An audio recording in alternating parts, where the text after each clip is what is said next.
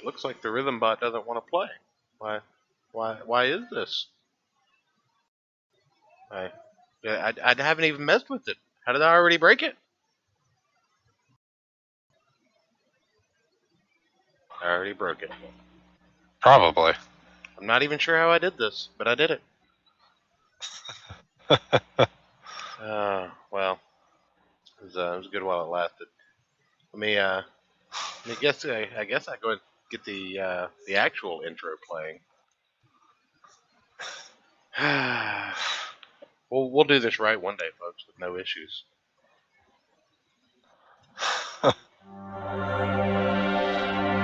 There is a sixth dimension beyond that which is known to man. A multiverse as vast as eternity, as timeless as the Infinity Gems. Thank you. It is the middle ground between the big two and the indie publishers, between sci-fi and mysticism, and it lies between the pages of the reader's imagination. At the summit of entertainment, the dimension of comics, where a humble service is held. We call this service the Gospel of Comics. Well, hello everyone, and welcome back to the Gospel of Comics. I am your host, the Church of Failure, and with me, as always, is my trusty co-host, Ayrton McCartney. How you doing today, buddy? I'm still kind of tired from Saturday, but Okay, all right, you know. Good. I might be the one that drank 2 liters of bourbon, but, you know, you can still be tired. It's cool. You know. Anyway, we are joined. That's not my fault. We are joined in the digital studio by a very special guest today, Mr. Rick Piper of Cross Comics. How you doing today, buddy? I'm doing great, and yourselves? Well, like I told you in the off-air, I've been better, but it cost more. We had an inadvertent drunk stream on Friday. Didn't even know it was happening, but it happened. And, you know, I woke up having lost a few electronics and most of the day, and here we are Monday, trying to make up for a little lost time. But I'm glad we were able to get you on the show. Because well, thanks for having me, for sure. Well, thank you for coming, and you know, we have Dillard Draws of the chat to thank for introducing us to the concept of the Canadian Shield, which I'm very excited to talk about tonight. Oh, it's super excited. Definitely excited to bring it here and introduce all your fine folks to it. Well, they have had a brief introduction of the Canadian Shield by his counterpart, the Buckler. Let me go ahead and get that pulled up on the page here. So let's learn about the idea that spawned the idea.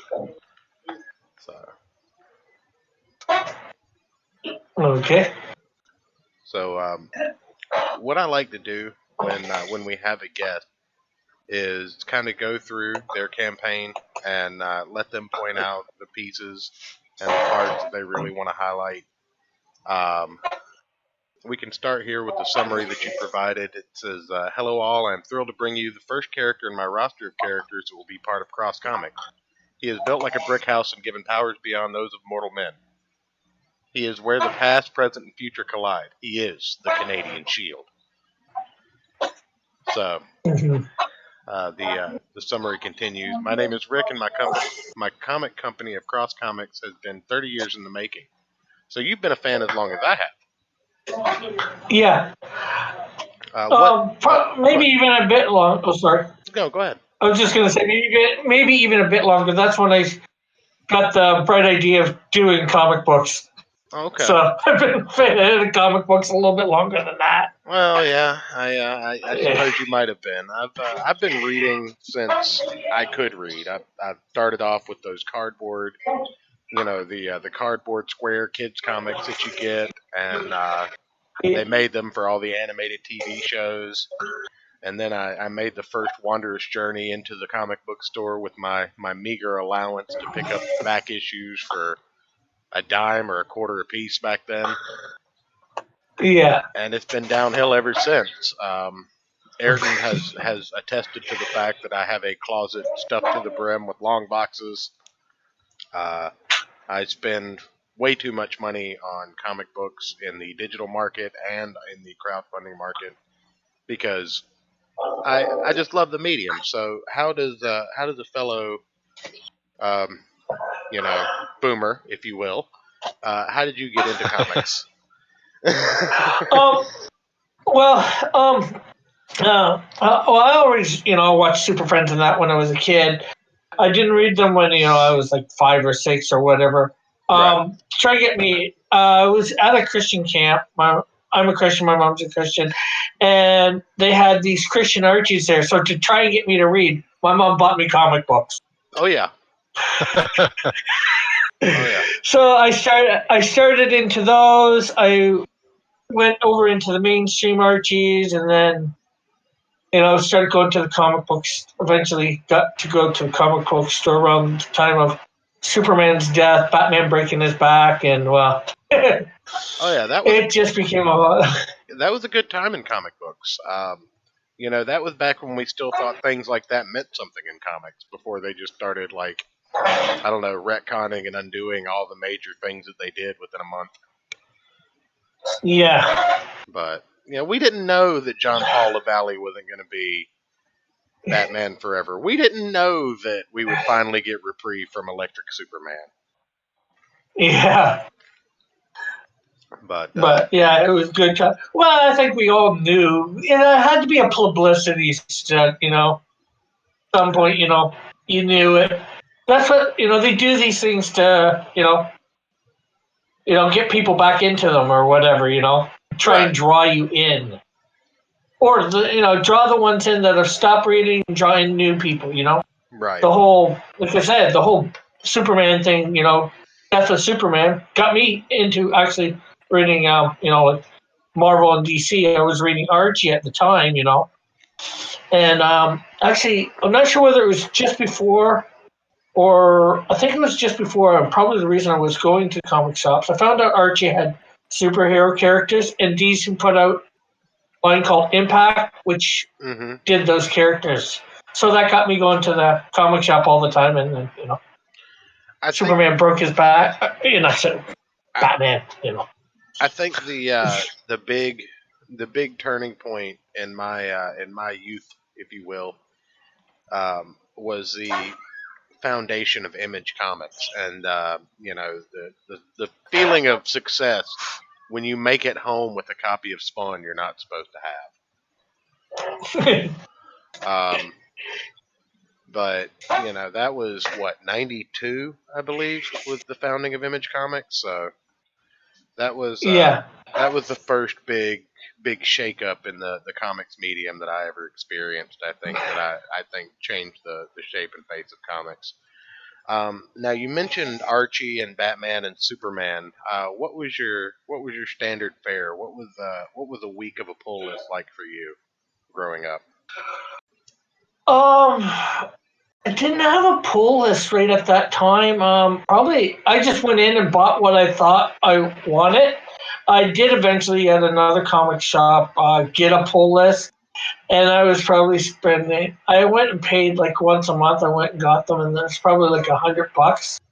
Oh yeah, worth of comic, $100 or more dollars worth of comics every month. And that was before they cost $5 a piece, so you were actually getting a pretty hefty stack. Yeah, I probably got 30 or 40 comics each month. Right. I know Green Lantern was a big one for me. I got all the 4 different Supermans. I got Spider-Man. What else to get? Well, I got some X-Men. I didn't collect X-Men as much, but I did collect some big storylines. Age of Apocalypse stands out of that time frame for me. Yeah, I got all the Age of Apocalypse, every single issue. Yeah, we have very similar tastes, you and I. Ayrton is just sitting here shaking his head, I'm sure, because everything you just rattled off is something that I've told him. Yeah, I picked up all the Green Lantern, all the Spider-Man. Man, this episode's making me feel young. It should. You're not even 30 yet. No. Yeah, I've got like 2,000 to 3,000 physical comics. I've actually been doing some sorting of them. I have them in these big like Rubbermaid bins because I'm in an apartment, so it's easier to store them that way. And I had moved a couple years ago, and when I put them in after moving, they just got all jumbled up. Batman wasn't with Batman, so it's like, okay, I'm gonna make videos of sorting them, showing off what I've got. So Nice. that's not a terrible idea. I think I should probably go through, but I've already done all the sorting because, well, that's my tism. Yeah, I went through and I've told this story on stream a dozen times, but if you're familiar with a little character by the name of Rom Space Knight, I went across like 5 or 6 different states into dozens of shops to finish up that collection of reader copies for the old Marvel Rom Space Knight. It's not worth anything, but I love it so much. it's not worth anything to anybody else, but it's worth something to you. Right. I mean, you never find a full set of Rom Space Knight. You always find the issues where he crossed over with superheroes or something like that. People actually want money for those, and you're like, but it's not worth that. Take my money because I want it. But, yeah. The Canadian Shield #1 is a 24-page color story of his origin. It deals with him getting his powers and learning to use them and setting up for issue 2 and beyond for him to battle the threats that come at him and he is brought to. So, what are the Canadian Shield superpowers? Well, it's of himself. He has no powers. It's the suit that gives him powers. Okay. He has super strength, flight, super durability, speed, supervision. I'm not sure all what that's going to entail yet. Super senses. He's a, as I call him in the book, a virtual Superman.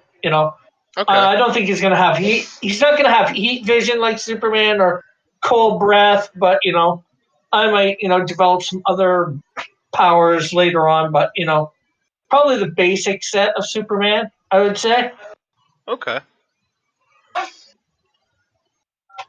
All right. And obviously, does he have a physical shield, or is he just called the Canadian Shield? No, I at one point thought of doing a physical shield, but he is just called the Shield. He is the Shield. Okay. All right. That could open up for some fun gimmicks where he uses things as shields. Yeah. Let's see. What we need and what you get. The money will go into printing the Canadian Shield #1 as well as shipping. All covered in the cost as all tiers had the shipping cost, so no extra money. What you see is what you pay. It will also cover paying colorist. There are perks where you get a figurine as well, and I will hand deliver a book to you in person. I mean, that's service. Yeah, that's a big ticket tier. That's a $1,500 tier American. Yeah. But you get everything from every tier. And I take a plane ride and I hand deliver it to you, and then if we got the time, we can hang out or whatever, too. How Canadian of you. That's right, ladies and gentlemen. For $1,500. Oh, go ahead. No, I was just going to say, it's not a tier anybody's put out there. And, I put it out not really expecting much, not necessarily expecting anybody to take it, but it's worth a shot, right? Hey, right. Absolutely. If I had the $1,500, I would pay that. I like it. I would expect an apology when you got here, though, from Canada. An official Canadian apology with the bottle of maple syrup. For what you guys did to the White House. Yeah. We took it from being pink to being white. You can have the pink house. Why are all Canadians so indignant about the White House? I don't understand. Do they not understand what they did? We're joking.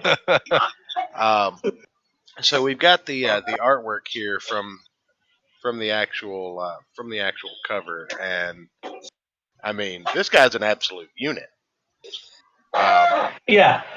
I like the costume. It's simplistic, but it gets the job done. It very much reminds me of just classic superhero fare. And I was talking to somebody the other day. They didn't understand why I was just so defensive of Superman with the trunks on the outside, and it's because if Superman doesn't have those red trunks, it's not Superman. Yeah, it's classic. It's iconic, Right. for him. I've been able to accept him without the trunks, but, I much prefer the trunks myself. Right. Because, like I said, it's classic, it's iconic. Mm-hmm. He was that way for what, 70, 75 years? 70 years, yeah. Easy. Before the new 52. Yeah, and I think the only reason they did it was because of the lawsuit that they had with the one Descendant owners. Oh yeah, Schuster and So Siegel. They did those guys dirty. So they wouldn't, have to pay, these people, the Descendants, extra money, because now the costumes changed. They don't have to give them as much money. And I get it. But, I like them better with the trunks, too. Yeah, the trunks are, I mean, it's what it is. It's kind of like when they gave Robin pants. Now, they should have given Robin pants much sooner, but the fact that they hadn't and they insisted on giving him pants. Like, yeah, I just feel sorry for Robin. If it's good enough for Burt Ward, it's good enough for everybody else. That's all I'm saying. Yeah. I just feel so sorry for Robin on a cold Gotham winter night. Yeah, well, I mean, you're supposed to. He's an orphan that's been raised by a psychopath, but what are you gonna do? But then again, how do we know he necessarily didn't have tights on that were skin colored? You never told, but he could have. Like figure skaters do and all that. Oh yeah, it still doesn't look any better for Batman though. Yeah. I mean, it also raises questions why you made me dress as classic Robin for Halloween this year. I didn't make you do anything. I just gave you beers until you agreed. I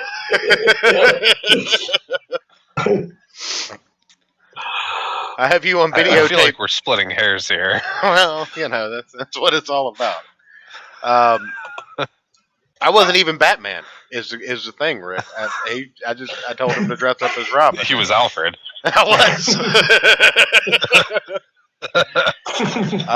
Well, at least he was another Bat character, right? Yeah, there you go. See, at least I wasn't Jeeves from the Avengers or Jarvis. But we've got the Impact section here. In a dying industry, I bring comic books to where you can tell the good guys from the bad guys. Back when the good guys knew right from wrong with Cross Comics, you get the best of all age comics. And that I do feel like is something that a lot of people have taken for granted over the past few years in this deconstructionist era. You can't go 2 weeks now without a superhero beating the crap out of another superhero. We've entered the world where that's just standard fare now. Like, that's just what you expect to see. The Justice League versus the Super Friends, Transformers and Green Lanterns. They always have to fight before they can come together, whereas back in the day, Batman and Superman were playing pranks on Lois Lane by switching costumes. Yeah, well, they did have a few things like that back in the day. They fought for like 5 minutes, then they realized they're on the same side and, never again did they fight. Right, but it wasn't every single issue every week. Yeah. You didn't have a civil war between characters every year. Yeah. It's now an annual thing where the characters have to come divided over something silly and stupid. Yeah, we're back in, especially the 90s. DC had an event pretty much every year that it brought all their characters together to help fight whatever crisis was at hand, Speaking of... even Go ahead. I was just going to say, and even bringing in some of the bad guys to fight the, whatever crisis it was at hand. Oh, yeah, well, that's where you got, kind of lovable villains like the Rogues Gallery from The Flash. Like, when you see those guys in books nowadays, you're never sure if they're good guys or bad guys at this very moment. Yeah. But speaking of the Crisis, have you seen any of the Crisis on Infinite Earths television saga thing? Yeah, I watch all those shows. I'm not Batwoman. because I think it's just pathetic. But I watch it anyways. Yeah. I'm a big superhero buff. If it's superhero, I'll watch. Almost, if it's superhero, I'll watch it. Oh, man. Whether I should or shouldn't, I don't know. Yeah, I felt that way all the way up until Thor: The Dark World, and then I was like, I'm going to be a little more choosy. Yeah. Also, real quick, not sure. Is something going on with the chat, or is everyone just being real quiet right Yeah, we can see a few of you in there talking, or not talking, watching. now? Why aren't you saying anything? Yeah. I just wanted to Normally, you guys have asked him to fire me by now. They have. I'm a little concerned. Let's pray it's not the Awu flu. But anyway, I just wanted to bring that up because I finally got to catch up on that this weekend.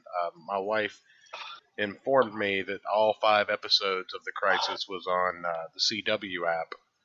So Yeah. I was. I did like how they are.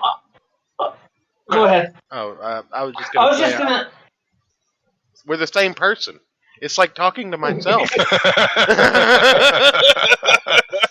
See, now you see how I feel 4 times a week. Yeah. But anyway, go ahead. I was just gonna say I like how they honored a lot of the old shows. You know, they did honor the Batman '66 show. The only one that I didn't see in there that I would have liked to see was the old Wonder Woman series. I would have liked. You know the. Yeah, Linda Carter. I would have liked to have seen Michael Keaton as the evil Batman. That would have been good. Okay. That would have made me smile, but he's being the Vulture or Birdman somewhere.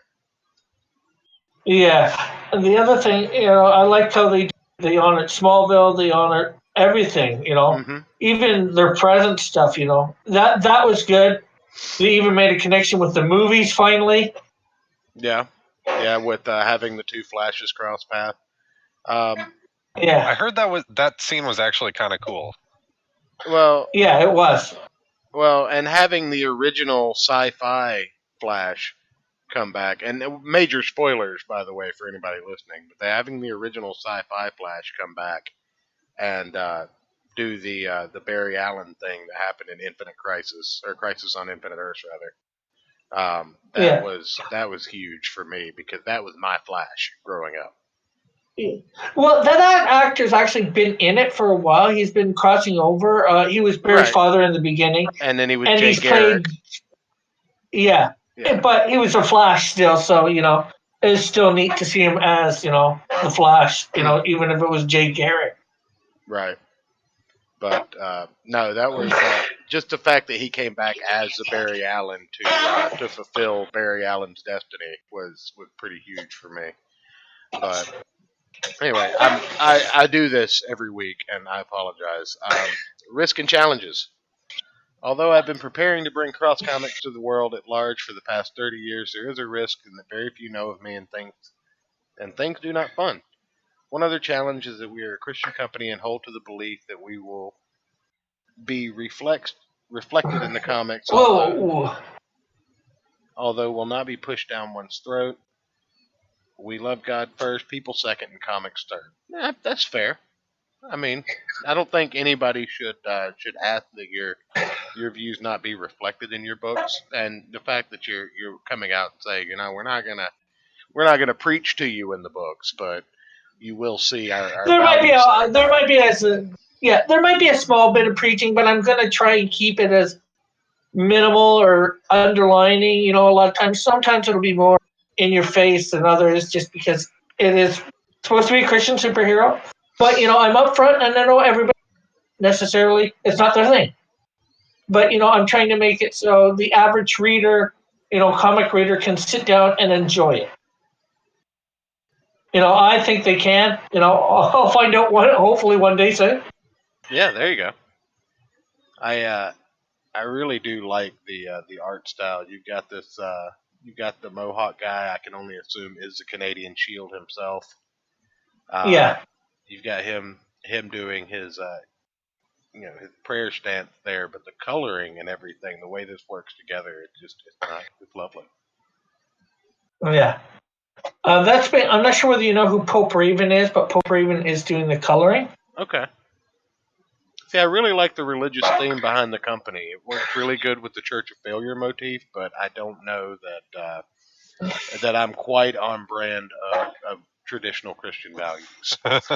Yeah. I did already Well, admit having a some of 5 hour. them.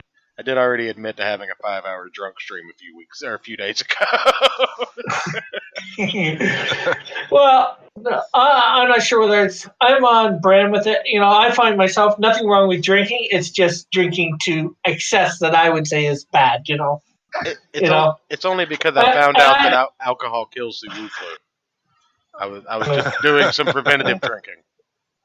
Yeah, and I don't judge anybody. I try not to judge anybody who does because your life is your life.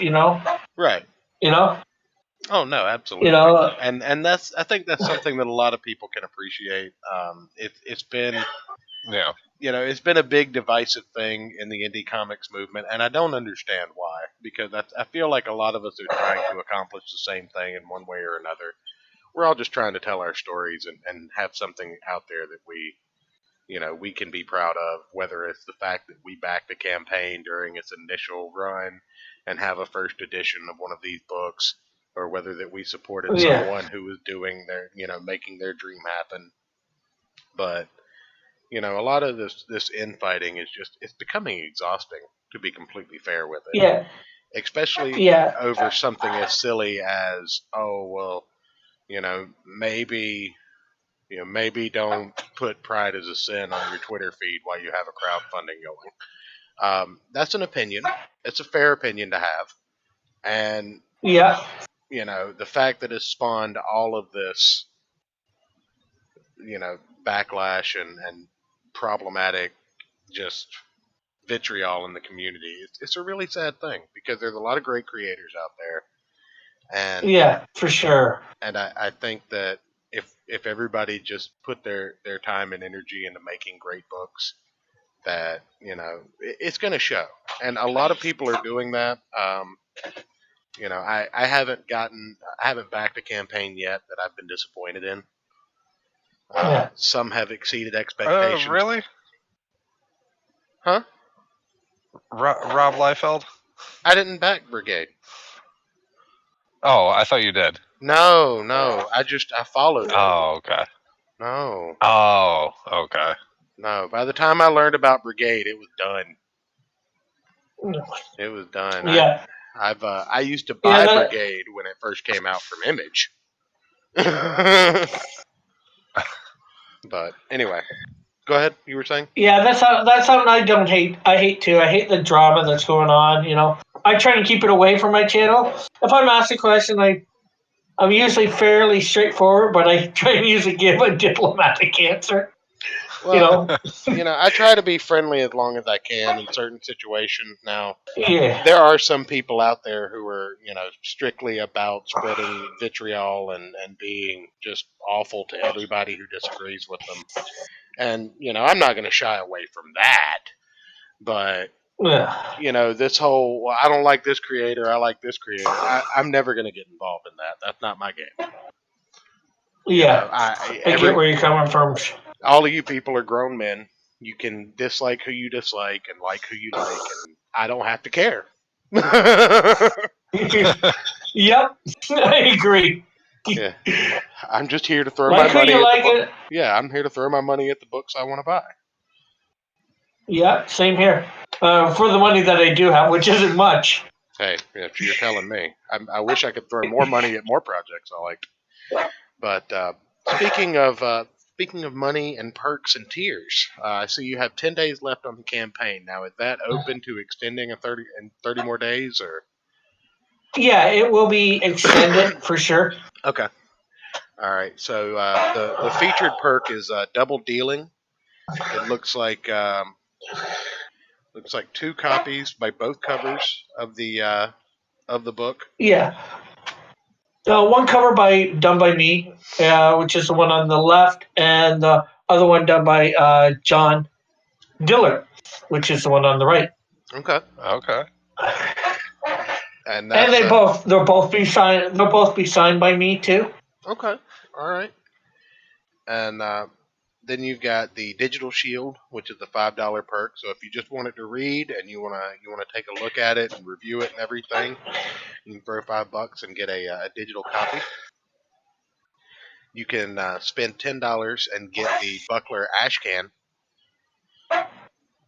which we've talked about this character briefly before, as his 5 o'clock shadow and his domino mask. And then you've got For the Love of Canada. Getting this perk, you'll have the choice of getting one of 2 covers, unsigned. So for $40, you get 2 signed copies. For $20, you get 1 unsigned copy. There's some value in picking up the signed copies, folks. Yeah, but for $25, they can get it again. They can get it signed. Which they can choose between which one they want signed. John's cover or mine. That's the second. That's the next one down here. The $25 sign from Canada. Yeah. And also some of the although I put it with the one at 30, you'll see that in a second. But For the Love of Canada, for $5 extra, you can get the Buckler Ash Can. Right. If you want that with it. And again, that's both the Ash Can and the regular book in whatever cover you're interested in getting. Then you've got Double Dealing and the Ash Can for $45. Yeah. And then you get into the sketch and original art tiers, bit sketchy. You get a 12 by 18 sketch as well as both covers signed for $80.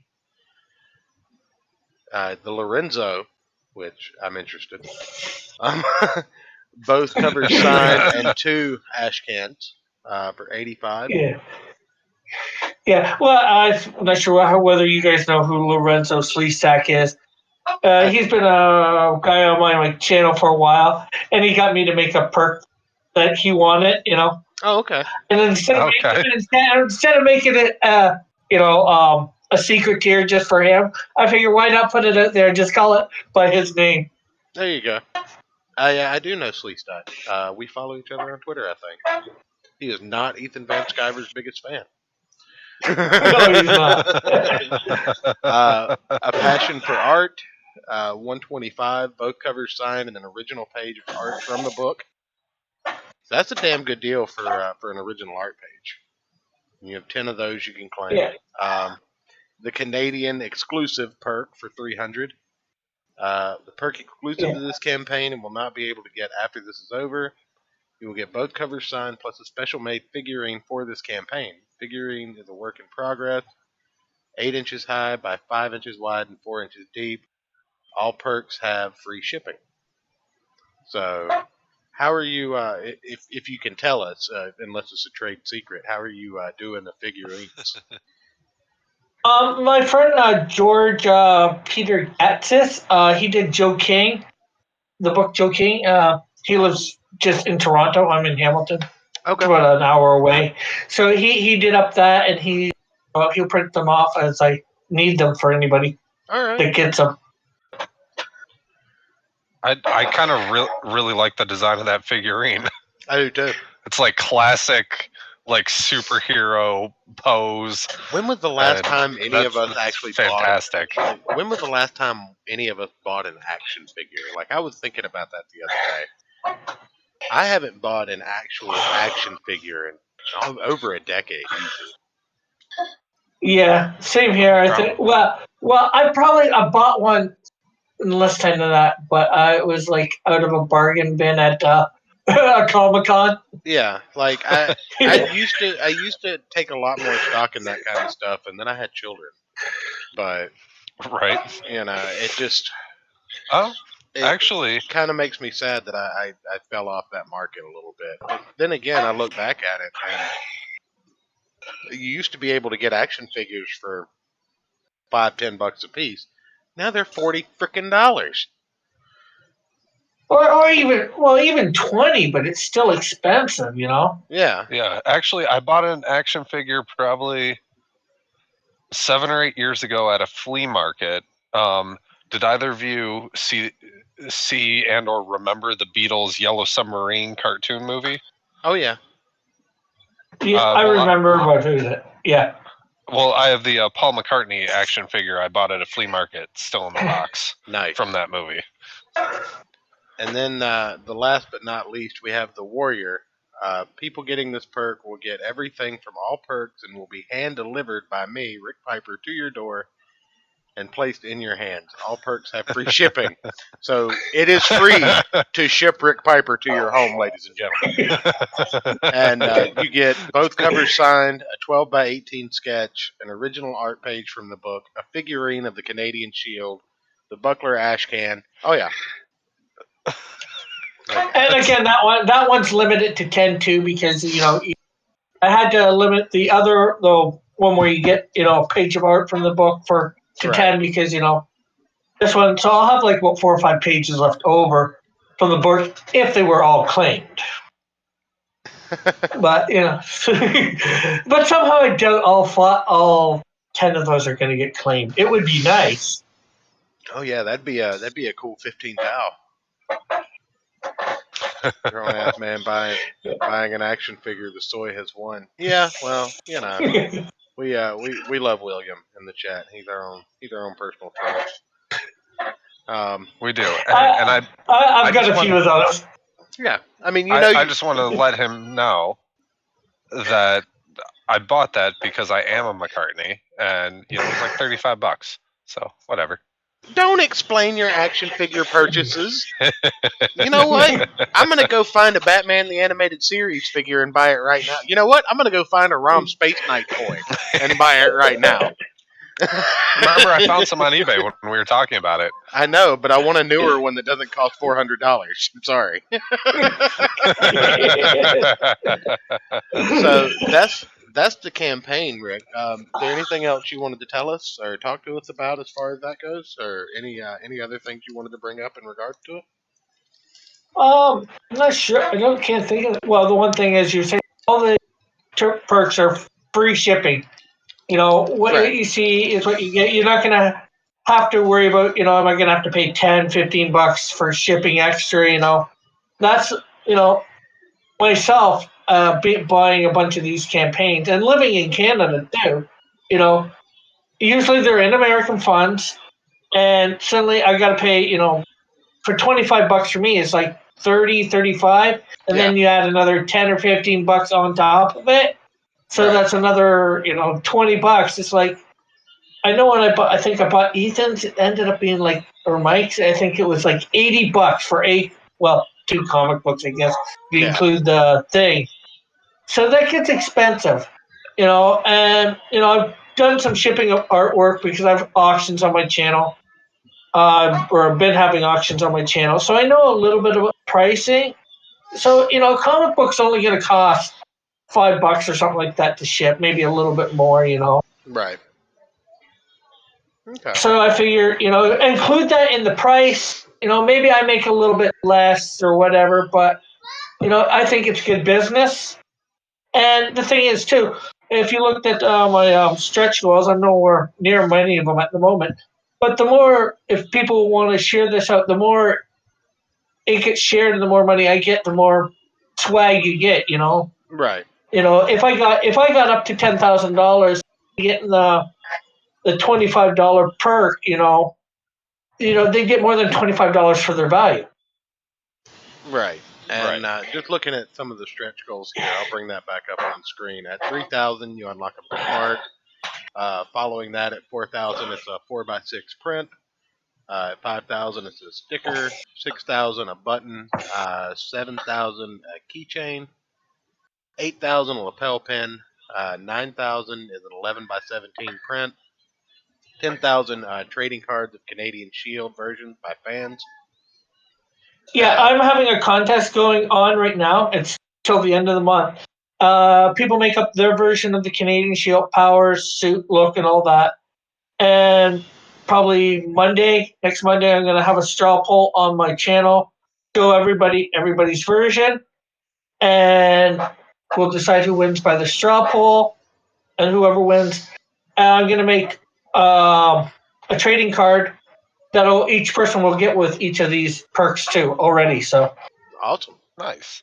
Um, I love that. at 15,000, you get an 8-page backup story. 20, you get new trading cards of the Holy Warriors. That's intriguing. that I have 7 characters that are going to become a team. After about a year, it's supposed to be about a year and a half of my Okay. comics coming out, and they're called the Holy Warriors. I do have a set of those out at the moment for people to buy. They're $2 each, or 10, or all 7 for $10. All right. Uh, That seems good. I really like the resurgence of trading cards. I'm trying very, very diligently to get other creators to consider Pogs as legitimate side camp, like stretch goals. I could probably by 40,000. I don't got any. I feel like we need to bring Pogs back to fully transition back into the 90s. I agree with that. Critter Me Timbers in the chat says I'm good coming down with a cold. How many people from Wuhan have you been around recently? The first question we have to ask.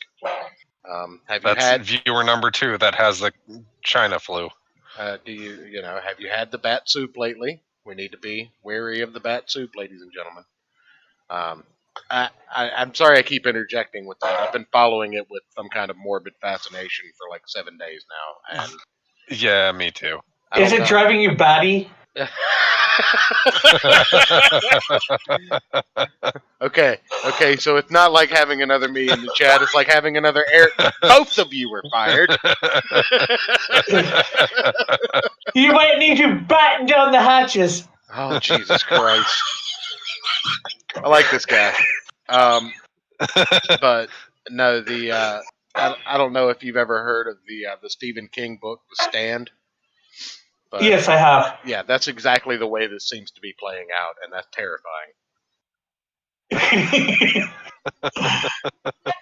So. And the other thing too that I would say, I've actually got more scripts written. I've got like 8 scripts written of the Canadian Shield. Okay. No, you can't. Nobody can see it there. But if I got to $50,000, everybody would get the Canadian Shield number 2 for free. I'll scroll down to that, but yeah, $50,000 you get a second comic for free. So issue 2 of it for free. So right. And that would be shipped. It might be about a month later. Hey. Floppies usually are. Oh yeah. I mean, hell, at that point, I would just push the shipping date back and ship everything together. But save yourself 2 shipping costs. But yeah. No, like I said, you've got a lot of value built in here. You still got 10 days to reach the goal before you can go on the extension. But I definitely don't see it being a problem reaching the goal. We just need to get this out in front of as many people as possible. So what I'm going to do right now is I'm going to grab the link and put it in the chat so everybody can go to it. Even if it's not something you're able to back right now, bookmark it if you want to look back on it later. Spread it around. Spread it around. Share it. Twitter, Facebook, all that nonsense. Let's get a Canadian. Like the Kung flu. Yes, Ayrton. Thanks for bringing that back up. But the virus won't last too long. It was made in China. God damn it. He's got a point. The link is in the chat. Be sure to share that around. Get it in front of as many people as possible. Let's get the Canadian Shield funded before the 10 days is up, so that it can go into in demand. And no! I still got an after that. Oh no, I know, but it'd be great if we got it funded in the next 10 days, though, right?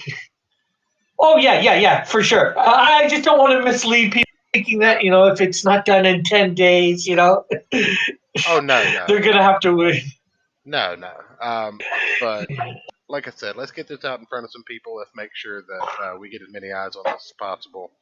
The Canadian Shield and the Buckler, they have a bright and shining future together. So we've got to help make that happen. But anyway, I definitely appreciate you sharing that with us. Are you down to hang out and talk a little 52 with us? Oh, for sure. All right. Awesome. Let me get that ready to go in the background here. Ayrton, you want to kind of give them a fill in on what we've been doing? Yeah. So we've been going through since the beginning of the year. I think it was our first show after the After new year. after Christmas, yeah. Christmas and New Year, but yeah. Yeah, the holidays. Going through one issue at a time through the weeks, doing DC. I almost said Marvel. God damn it, I'm tired. Going through DC's 52 event week by week. Church had read it when it initially came out. I have not read it yet. So, and I'm every single week I have to keep myself from reading forward, but I'm staying committed to only reading an issue a week. And so far, this has been highly entertaining. And with that said, we're up to week 4. Yep. And I need to get this pulled up. You do. Now, there is supposedly a way I'm good. There's supposedly a way to screen share on Discord, but I'm not going to attempt it Really? right now because I've seen that it does not work well. From a friend of the show, Tipster, the Tipster News Show, they use Discord and screen share through Discord, and every time they use it, it basically kills their thing. So, if you, I don't even see a button on my end that would let me do that. You're on Ayrton. That's because you're on a Motorola flip phone. Hey, Razors are still cool, man. All right. Makes me feel like I'm in Star Trek or I'm like a secret agent or something. Come on. Yes. Anyway, yeah, people are ordering stuff from Wish and bringing the virus in. That's exactly how it's happening. It has nothing to do with the 5 million people that were allowed to escape the quarantine area. Nothing to do with that at all. Sorry. I mean, I'm okay. I'm definitely. I definitely don't. You good? I'm definitely not seething at the incompetence of 5 million people escaping a quarantine. Not something I'm upset about at all. As long as you're good. Yeah, you're just wishing they'd never escape. Well, I'm wishing they wouldn't have been building a bioweapon 20 miles away from a fish market. That's what I wish. 8 miles. Well, the one that it was supposed to Not have even appeared. 20. Yeah. Look, I'm trying to give some benefit of the doubt here. Okay. I'm already broken and defeated.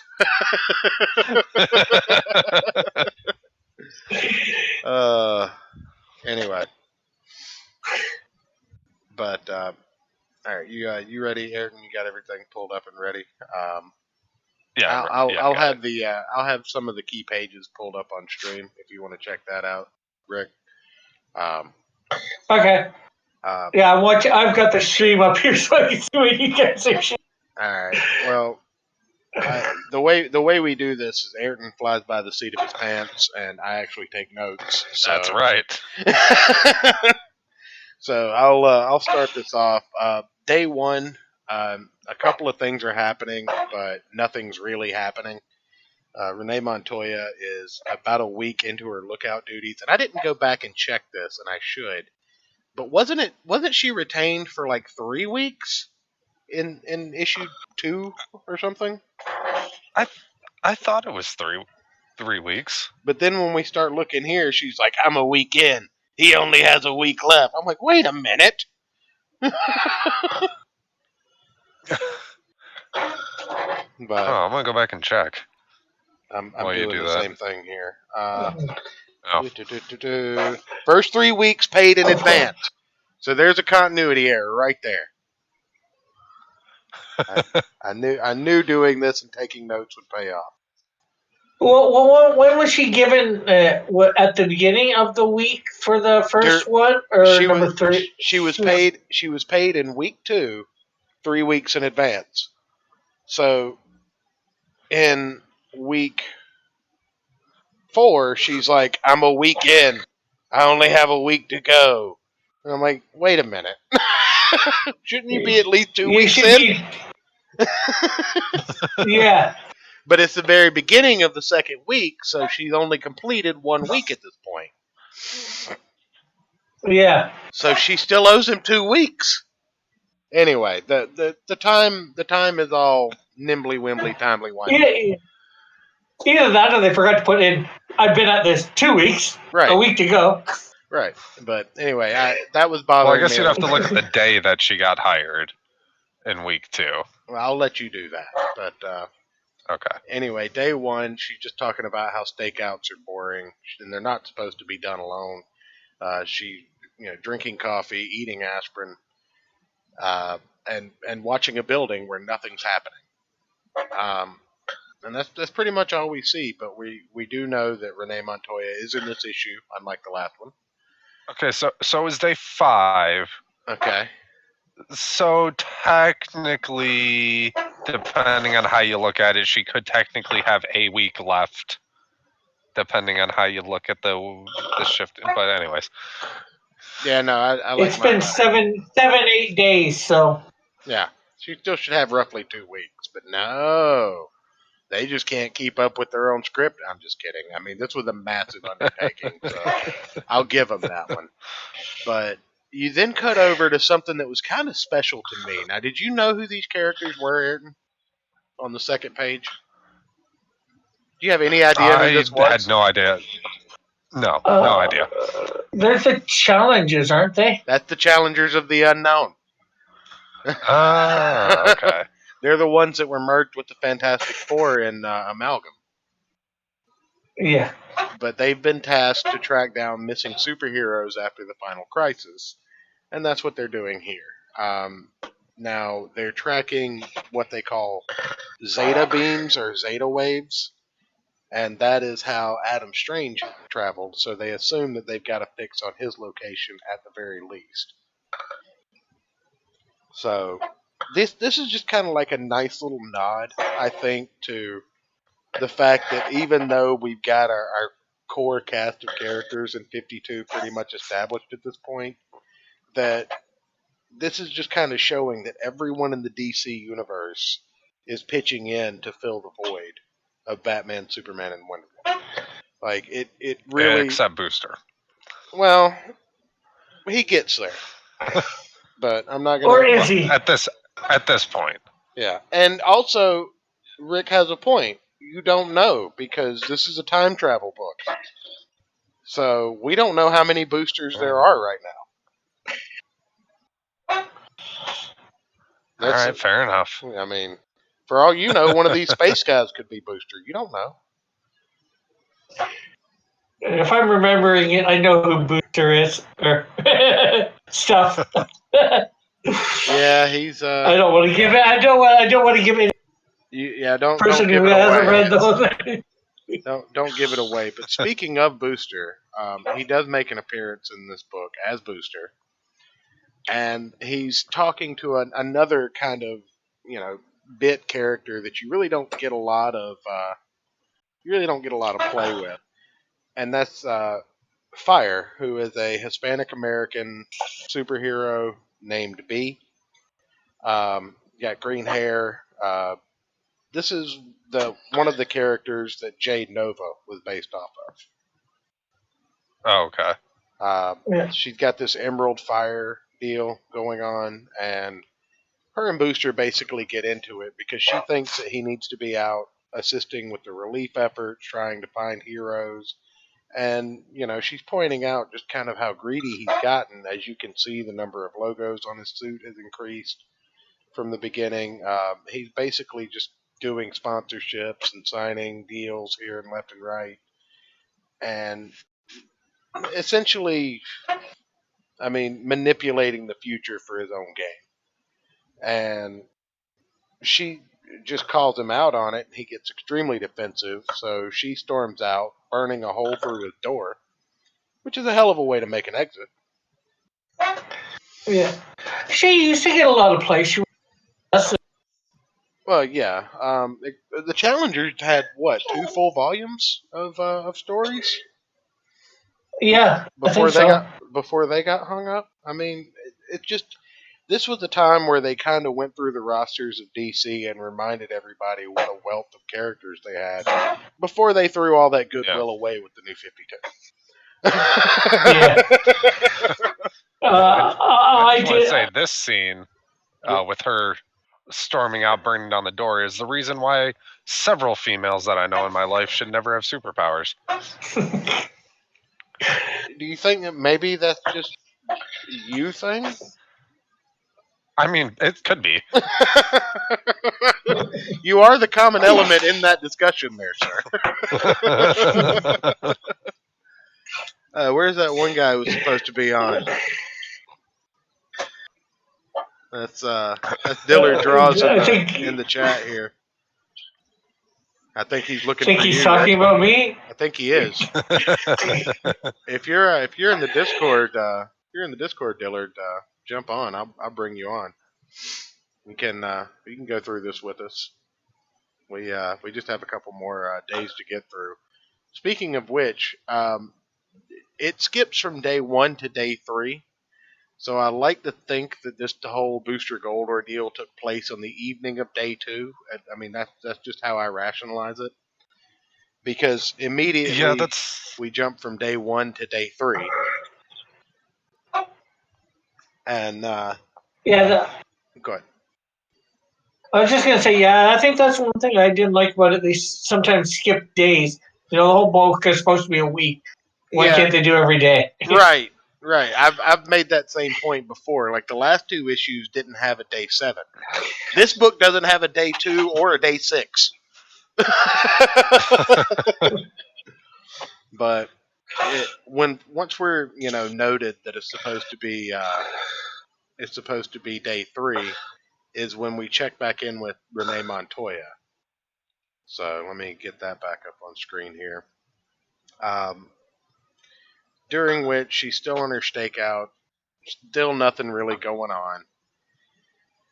And then who is also becoming my favorite character so far in this. Who, Renee?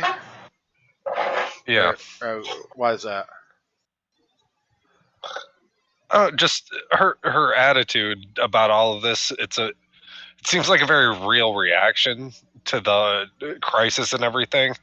Oh yeah. And the way she's coping with it, I'm gonna drink and smoke myself where into they could oblivion. take this. Yeah. Yeah. Well, yeah. I actually do have a note on that. We join Renee Montoya again. We find her still bored and seemingly without results on her stakeout. She's soon joined by the Question, aka Big Sage, and he gives her shit about smoking. Almost as if the story is forcing her personal growth down our throats. Don't you see? She's not drinking as much anymore. Don't you see? She's questioning her smoking habits. She's having growth. Now again, She's that's questioning a lot. yeah. But there's a lot of foreshadowing going on here that is blatantly obvious once you finish this book. So just keep that in mind. I know saying that is a moot point to Ayrton because as soon as we log off, he's going to be like, "What was I supposed to remember?" That's besides the point. She reminds the Question that he's only retained her for 4 more days, and he walks away from the car, in that way that he does, almost like he wants to be Batman. And also on day 3, we also look at John Henry Irons, who is working on something. It's not really clear what he's working on. I assume that he's working on a suit of armor just because he's steel. But he gets sick and starts looks like he's hallucinating. Looks like he's upgrading like the whatever connects to like his central nervous system and brain to control the suit. Yeah. But he also starts to hallucinate and see himself, as a businessman and a scientist, as well as in the steel outfit arguing with himself. And it's about this time that you realize that this is this is a hallucination, and he's getting sick, and he quickly realizes that he's been poisoned. But we're kind of subverted from looking at the who's and whys, simply because when he falls down, he braces himself on a piece of metallic equipment, and in doing so, he starts to meld with the metal. It looks like he either starts to absorb the metal or merge with it or something. We're not sure yet, but it's not his power set. He's typically like Iron Man in that regard. He doesn't have any superpowers, so what's happening to him here is unnatural for his character. Yeah, and I know that it's probably going to be explained in the next couple issues, but I thought that was part of like his hallucination from being poisoned. But yeah, so oh, you're talking about 52. The overall story isn't, but I will give you, and Dillard's commenting on, this isn't a bad looking comic art wise. Too bad it looks boring AF. I will say reading it week to week does leave you wanting more, because I don't feel like any comic really, they're designed to make you want to read the rest of the story. They're not designed to be like good one and done comics. So that's kind of the give and take of this storyline. But as a whole, I feel like the storyline is really good. So that's why we're doing it. Also, it's not the Buckler. I know it's not the Buckler, Dillard. Calm down. and the thing was, for this one, at least it was. Wait a month. At least it was what? Week to week. Yeah. Each week a new issue came up. You didn't have to wait another month. Right. I mean, if it would have been month to month and they tried to do 52 of those, I would have checked out at issue 2. But yeah, the difference in the art styles between the hallucination and the real world here was really striking to me. Like the hallucinations are a little bit softer. They're not as intricately detailed, and then the color schemes are brighter. And then the real world shots, there's a subtle difference. It's just a little more grungy, a little dirtier, and it fits. Yeah. So I'm glad you brought the artwork up. The artwork is it's phenomenal here. But anyway, that's day 3. So we actually check back in with Ralph. I'll pull up where he starts merging with the metal as well. That's kind of a big part. We check back in with Ralph and the Kryptonian resurrection cult. The only thing I can describe them as. This is by far one of the weirdest. This little arc seems really weird. Yeah. Yeah. This is. Go ahead. Oh, the cult of Superman. They've been around for a long time in the comic. They have, but their placement here in regards to Connor and Superboy and all that stuff, and then pulling Ralph Dibny into this, it just, I don't know. If there was one storyline that I was going to cut out of this book in exchange for more intricate detail on the rest of it, it would be the Cult of Superman storyline. It doesn't ever feel like it actually completes. You know what I mean? Like, yeah, it's a vector for another story arc to jump off of, but it feels like it's just a prolonged torturing of the elongated man. And by God, he's been through enough. I mean, he has gotten the shaft for 30, 40 years at this point. He's the elongated man, for God's sake. Yeah, he did choose the name Elongated Man. He's paid for his crimes, Ayrton. Well, they did do them way better. I must admit, they did them way better in the Flash TV series. They did, but I feel like that's because they merged together the characters of Plastic Man and Elongated Man. Yeah, They I just kind agree. of they took the good parts of Plastic Man and put them with the decent parts of Ralph Dibny and made a completely new character that doesn't really have a name. True. But anyway, checking back in with the Cult of Superman, we see Ralph Dibny, aka the Elongated Man, participating in some kind of baptism ritual. And there are some clear similarities to a classic baptism here: the submersion in water, the self-sacrifice, the believing in something more than yourself. Because religion, and as a Christian, I'm going to ask for your expertise on this. Religion is kind of a gateway to the idea of the afterlife. Like an atheist can't really have a solid idea of the afterlife, I don't think, because what is there to believe in afterwards? Whereas, once you have that religion, you have that foundation of what happens to the soul after death. Yeah. And that's what they're promising Ralph here, is the ability to communicate with his dead wife, or get some kind of message from her. But they say he has to Yeah. sacrifice something, and he initially thinks, "Oh, you're looking for money. I see what's going on." And they're like, "No, it has to be something sentimentally valuable to you." And Yeah. he's like, "Well, I have nothing." And they dunk him, they baptize him in the Kryptonian waters.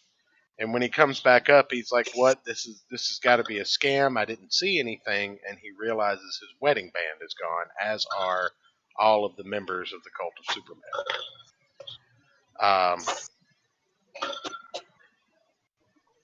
Again, this is the weirdest Really story arc. weird. Yeah, it's the weirdest story arc in 52. It's really hard to praise this story arc, because as many times as I've read this series, I still don't understand the purpose of it, except to remind you that there's a Cult of Superman. But if these guys have a whole sub arc to themselves, and the Challengers of the Unknown get 3 pages in 52 books, what are you doing? Yeah. The DC counterpart to the Fantastic Four, one of the greatest teams of all time, one of the best-selling comics of DC's past, and you're giving the Cult of Superman more airtime than they get. That's really doubting your commitment to Sparkle Motion here, DC. Calm yourself. It's probably just for one reason, because they're connected, and Challengers of the Unknown aren't really connected to a major character. Right. I mean, I guess you do have the whole fact that this came right after Final Crisis and the death of Superboy and all that. But even so, I feel like all of this could have been condensed into. They aren't as cool as the Cult of Raven. That is absolutely for sure. But all of this whole story arc could have been condensed into like 2 days in one issue, as opposed to spread out the first arc of the book. But anyway, that's just my critique. It doesn't take away from the story, but I don't know that it really adds anything of value. Yeah. But that's pretty much all for me. Oh, go ahead. I was just gonna say I can't remember much of the whole story arc for that, so Well, that's probably I think the biggest one I remember is Boosters. yeah. But the thing is, like, the fact that you don't remember much of it, it's kind of a testament to the weakness of the story itself. Like, I don't understand the point of it, but that's just me. Maybe I'm just not highbrow enough to understand art, but Not big brain enough. I'm not. But day 4, we check back in on Renee Montoya once again. So this is, as you can tell at this point, this is kind of her issue. she almost sleeps through the activity at the place she's watching. Remember that she's watching an address on Kane Street. That'll be important later. But she almost sleeps through someone going into the building she's watching. She rushes inside to find that no one's there. The question sneaks up on her, but this time they don't fight, which is a step up in their relationship. And they find a trap door that leads down to a creature that reminds me a lot of Killer Croc. That's kind of who I thought it was for a second when, like, in that first panel. Yeah. And then I looked at it closer. I was like, oh, no, this is some weird alien creature. Yeah, this is some strange alien creature that we've never encountered. Although, the stylistic choice of making him look kind of like Killer Croc, I don't know. It takes away from it, especially considering Renee Montoya is a Gothamite. At least give him a different color scheme or something. But all in all, he throws a crate of futuristic weapons at them. He breaks Renee Montoya's arm. He almost kills Vic Sage the Question. This is all this giant monster here. I guess I should probably pull him up so that people know what we're talking about.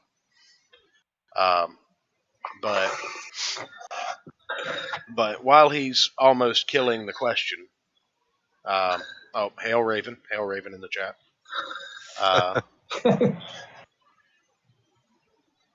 She puts 4 regular bullets into this creature. It doesn't even stun him.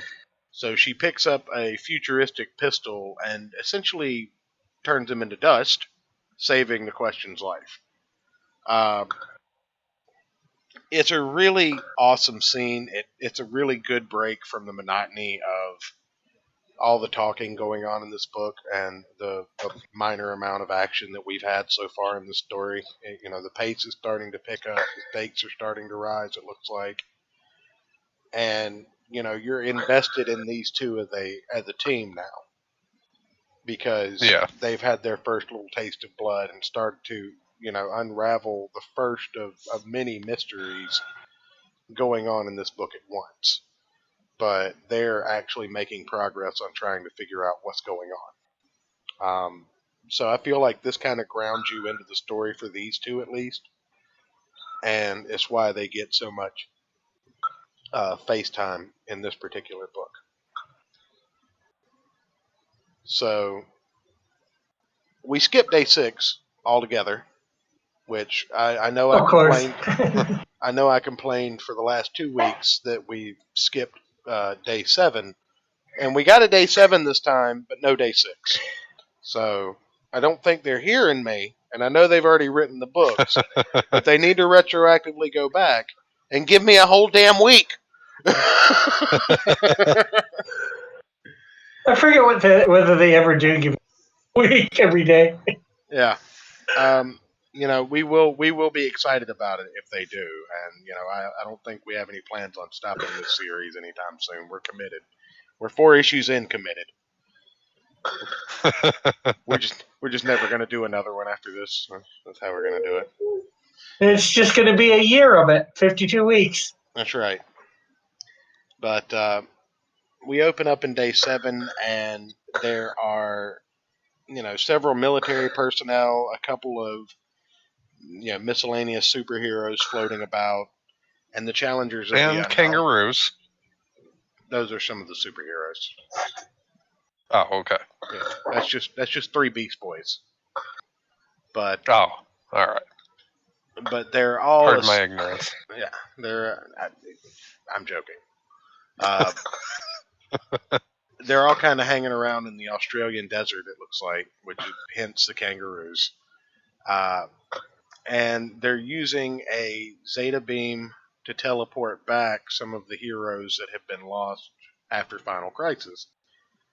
And it doesn't go as they planned. One character who I'm not able to identify is impaled. Another seemed dead and shrunk. Alan Scott, Green Lantern, is missing an eye. 2 characters are welded together. and Hawk Girl looks giant sized. So it doesn't seem it just doesn't seem like they're I like recognize the two. One's Bumblebee, the okay. one that's small, Okay, yeah. and then the other one's Her who? her husband. Oh, okay. So I forget what his name is. He has psionic powers. they're both dead, it looks like, or at least in critical condition. And that's where the book leaves us. So we have to pick back up and figure out. And there's still no sign of Adam Strange yet, or Animal Man, two of the other characters who were mentioned as being missing. So And everybody better believe I really, really wanted to continue. yeah. But Oh, the one floating by the helicopter is It's who? Geoforce Oh, from yeah. Tara's older brother. Mm-hmm. Yeah. See, some of these names I might have seen in passing once, but because they're bringing back stuff from like the 70s, 80s, even early 60s. I mean, there are some Silver Age characters that you haven't heard of in ages that are popping up. There's some characters that just kind of fell out of popularity in the 90s boom.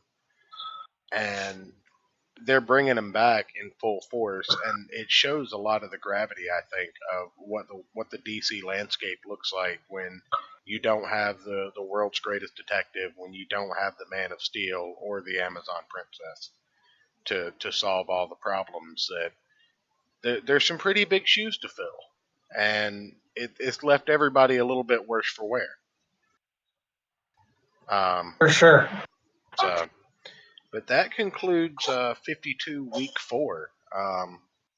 What are your final thoughts on it, Ayrton? What do you're the first time reading this for you. What were some things that? Well, Go ahead. My final thoughts were, oh sweet, they're bringing in Alan Scott, and then looking at the rest of that panel, going, oh shit. Uh huh. Yeah. And like I said, I'm really, really starting to like Renee Montoya and the Question, their story arc. I don't know why. I just find I'm just super intrigued by it and by what they're doing. And no real reason why I like it so much, but I think that's so far my favorite like story, like side story arc from the characters the 4 main characters of this so far. The Renee Montoya Question arc and the Booster Gold arc, I feel like, are the two most important in this book, and the ones that actually have the most impact and the most lasting of, I don't know, impact. Yeah. But yeah, until they rebooted everything.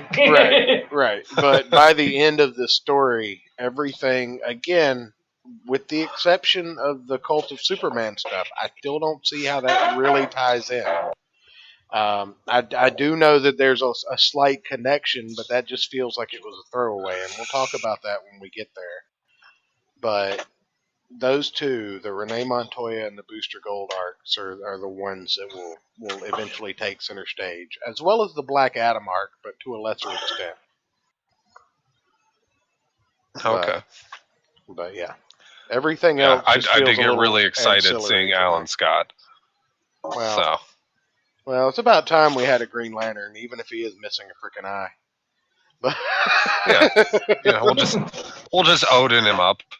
That's Give right. him an eye patch. Well, we do have the Cult of Raven in the chat right now, so I mean it's fitting. But anyway, you wanna weigh in here, Rick? It's been a while since I read it, so my final thoughts, knowing what I know, I don't want to give too much away. Right. No, but yeah, I'd agree that definitely the Booster one and the Motea Question are pivotal they're probably the best two in the whole thing, if I remember. Yeah, I would agree with that. I think that the story is in full swing finally, though, because we're finally starting to see some motion in the story at this point. Um, Reading it for like an issue at a time, a week at the time, is frustrating in a sense because when I read this first, I was able to read all of it basically.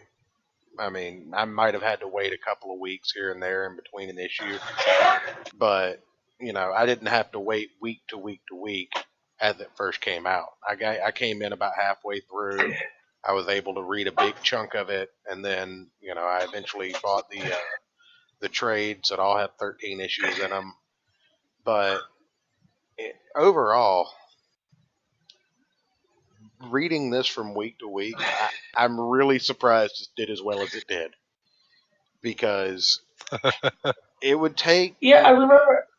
it would take a little bit to get someone to make it 3 issues in without just dropping this book to get to the part where things start moving and the wheels start turning. But I feel like if you made it to issue 4, you were in for the duration at this point because this issue, things started to happen. Yeah, I remember this was a big gamble on part at the time too because the only other book that they had done week to week before that was Action Comics, and that was a couple decades earlier, and that failed horribly. Right. So then they went and did this one, and not knowing whether it would go over or not. Well, and look at the amount of talent they had tied up on this book too. I mean, yeah, 3 or 4 like big name artists, 2 or 3 editors, 3 or 4 writers. I mean, you had Keith Giffen and Mark Waid both on this book. You had, you had several creators. I could pull it up right now, but I'm not gonna. This even spawned a couple other books that were week to week. I believe Trinity was the next one that they did after this. Yeah. Or Countdown. But none of those worked as well. Countdown was nowhere near as well received as this was. This was lightning in a bottle for DC. And this issue here is where it all started, I feel like. Because issues 1 through 3, they were good. But this issue, like I said, things started moving. The machine was running in full by the end of this issue.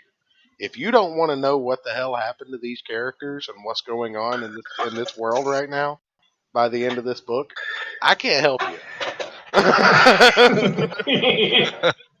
If you can look at Alan Scott missing an eye and a giant hawk girl and go, I don't care, then you're reading the wrong series. Yeah. And it definitely confused me for a second, I will say. Like, I looked at that panel like, wait, is the perspective just, messed up or doing something weird? Like, and, then I put it together like, oh, okay. Or the question is it or is everybody else super small? Right. But in any event, I do believe that concludes the review for 52. Real quick, before we get out of here, I'm going to remind everybody, if you missed it earlier, to check out the Canadian Shield on Indiegogo. Canadian Shield issue 1, several campaign tiers, everything from $5 to $1,500, and you've got to add the maple syrup in the apology to that tier. That's all I'm saying. But let me drop that link back in the chat one more time, and I'm gonna also put your Twitter and your YouTube link in the description for this video, so that anybody watching after the fact can find you and check out all of your stuff. And that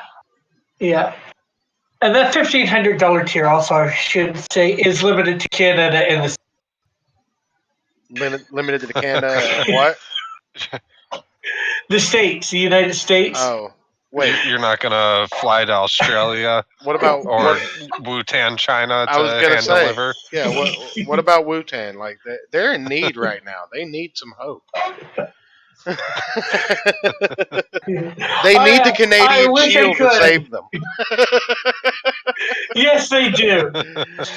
But But I think that tier would have to be more like $3,000. they're That's they'll, it? Just to get you to China?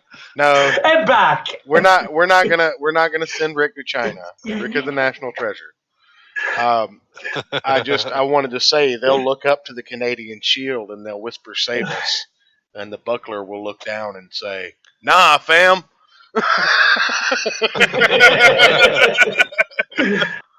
Wouldn't it be more like, "Oh no, I'm too busy, eh? Yeah, I'm sorry about that. I'll come back later." basically. All right, let me go ahead and get this in the description here. If anybody has any questions or anything, feel free to drop them in the last few minutes here. Uh, again, if there's anything else you want to bring up before we get off the air, feel free. This is your time, sir. Just as you said earlier, if they can't back it up or not going to be able to back it, just get it out to anybody and everybody you can think of. I very much appreciate it. And, the more I make, the more I'm going to give back, because I think that's, it's about treating the customers good, right? They're paying, a lot of extra money than they would, if they Yeah. went to a comic shop. So you got to give them stuff to make it worth it. Absolutely. You've got to make money, but as you make more money, you can loosen the straps a little for that little bit extra. Absolutely. Like I said, I like what you're doing here. You can expect to at least have one more backer in the next few days. But Well, thank you very much. I look forward to reviewing this once it comes out. I have the utmost faith that we will get you there. Everybody, share this around on Twitter. Share it around on Facebook if you still do that kind of thing. Share it on Instagram. Whatever you need to do.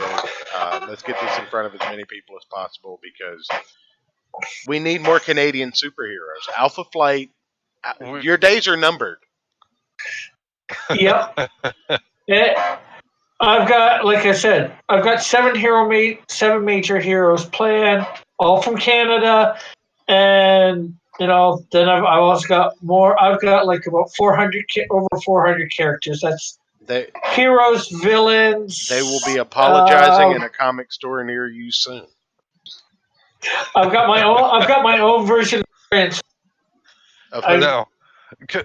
the Transformers. Oh, okay. All right. Nice. All right. You One should of have my led with characters that. actually. What was that? I said you should have just led with that. My one character actually, and there's going to be an arc where they rebel. I don't know exactly everything yet, or some of them rebel, and then you have my Transformers around, and I call those cyber droids. All right. I just want all of your comic books to show up with a scratch and sniff sticker on the cover that smells like maple syrup. That's what I should do for a tier for one of those stretch goals. The sticker should be scratch and sniff maple syrup. That's a stretch goal right there. Right there. Put it in the book. We're done. We've contributed to this project. Now let's take it home. But anyway, Rick, thank you very much for coming on, man. It's been a blast, and we're definitely going to have you back sometime, so just let us know. Yeah, anytime, just send me a link. I'm usually usually on Twitter, so if you want to give me that, probably the best or whatever. I love coming on any shows, as long as I have time or whatever. Hey, I feel you. And I'm glad to be here, and I thank you very much for having me on. Well, thank you, sir. Oh, thank you so much. Again, that is Cross Comics on YouTube. Cross Comics on Twitter. The Indiegogo link is in the chat and in the description here. So, with that, I will see you guys next time. Good night, everybody. Good night. Good night, eh? Yes, everything about it.